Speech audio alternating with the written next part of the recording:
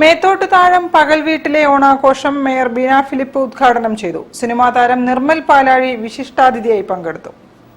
മേത്തോട്ട് താഴം വയോജന സൗഹൃദ കേന്ദ്രം പകൽ വീട് ആരംഭിച്ചിട്ട് 3 വർഷം കഴിഞ്ഞു.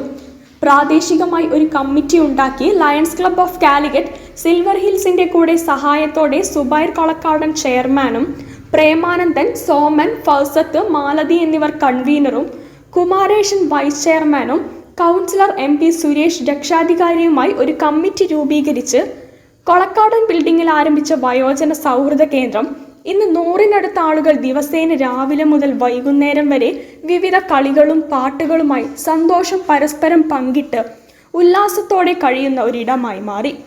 കൂട്ടമായി ഉല്ലാസയാത്രകൾ പോയും വെഡ്ഡിംഗ് ആനിവേഴ്സറി, ജന്മദിനം എന്നിവ കൂട്ടമായി ആഘോഷിച്ചും കഴിയുന്ന 60 വയസ്സിന് മുകളിലുള്ള ആളുകൾ പരസ്പരം പ്രശ്നങ്ങളും പ്രയാസങ്ങളും പങ്കുവയ്ക്കാനും പരിഹാരം കാണാനുമുള്ള ഇടമായും പകൽ വീടിനെ കാണുന്നു.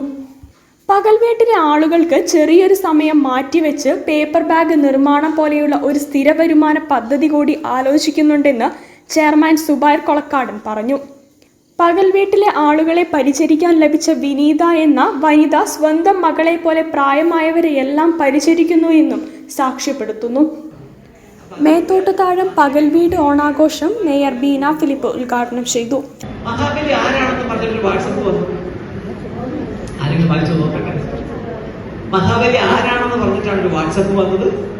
Lions president K. മുസ്തഫ അധ്യക്ഷം വഹിച്ച ചടങ്ങിൽ വാർഡ് കൗൺസിലർ MP സുരേഷ്, പകൽ വീട് chairman Zubair Kolakkadan, vice chairman Kumareshan, Lions Club of Calicut Silvers past president Nizam Palliyal, Fousath Kolakkadan എന്നിവർ സംസാരിച്ചു.